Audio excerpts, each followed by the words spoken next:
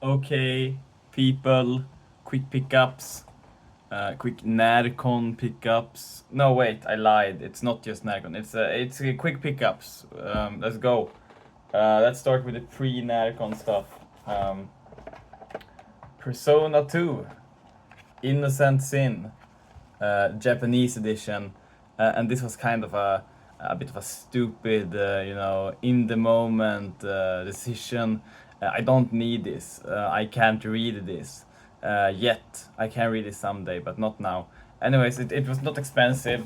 It was like fairly cheap, like maybe 200 Swedish crowns, something like that. Won it in an online auction.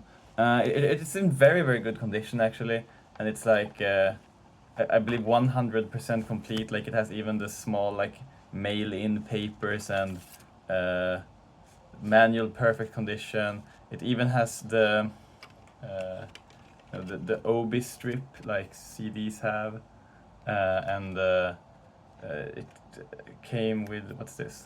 Um, some advertising paper, some uh, collect you collect some cards. I guess maybe they dropped different cards in different copies of the game. Anyway, this game was never released outside of Japan. Maybe outside of Japan. It wasn't released in NTSC or PAL in English on the PS1. It wasn't released on the PS1 until PSP remake. This game had a sequel, Eternal Punishment, which did get an English release. So kind of weird at the time. You could get Persona 2 2, but not Persona 2 1. I believe it's like the situation. Anyway, I won't be playing this for a while, but it's cool, great condition, probably a great game. Anyways, bye bye Persona 2. See you in 2 years or something. Hanabi, one of the last. What's it called? I'm so tired. I'm sorry. One of the last Takeshi Kitano Blu-rays I didn't have. There are a few more ones if you count like the different regions and stuff like that. And I think there's one more third window one, which is Getting Annie. And I don't really care much for that movie, so I'm not sure I'm even gonna get it. But this was out of print. It was quite expensive to get. And it's like one of his best films, so I'm glad to finally have it on Blu-ray and not just keep watching that crusty DVD. Wonderful. Now on to the Närcon stuff. First of all, I won some stuff. There was like a couple of live music quizzes where this Twitch streamer Lynn Kayla, I hadn't heard of her before, but yeah, she did a great job. She had quizzes, one for like video game music and one for like anime film music, and I'm quite knowledgeable in both areas, I would say. So I actually won first place in both of them, which is kind of epic. Anyways, I got her official merch, which is cool. It was also another one with different color, but it's in the laundry, so whatever. And I got one of these Närcon medals. And cooler thing is, me and my lovely team won Spogomi, which is a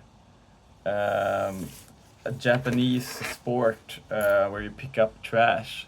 And the price for this is kind of crazy. It's like a trip to Japan with some stuff included. It's kind of insane, and we will be competing in the finals. Yeah, it's a big stuff.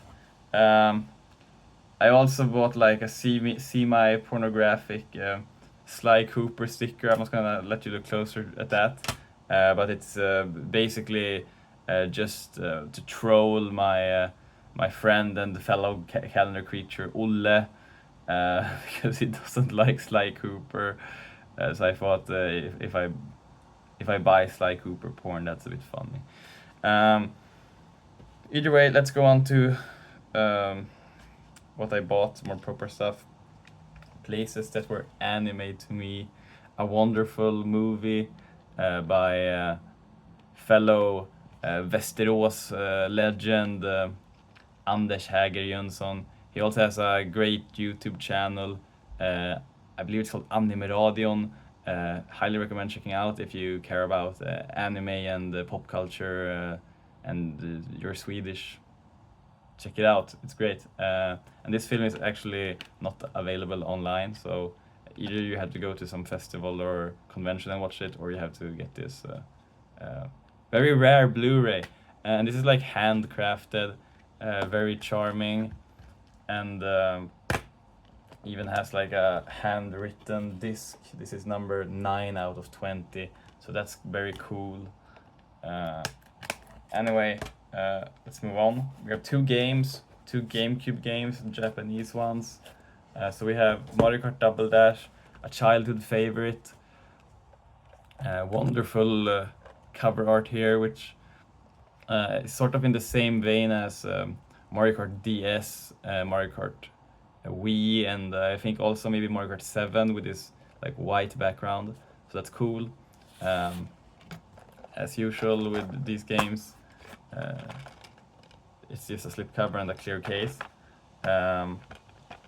And this manual is kind of cool. Like I found it, I looked through it and it was quite visually nice. So let's see if we can get that out. It's quite thick as well. So just very stylish and very informative. Like they've made a lot of cute little charts about how you can like mix and match different players in different modes. We have of course the characters, and we can see some funny Japanese names like Catherine is the Japanese name of Birdo, and Pata Pata and Noko Noko are the Japanese names of Paratrooper and Koopa. Koopa Paratrooper and Koopa Troopa. Yeah. And yeah, it's not super crazy, but it's nice.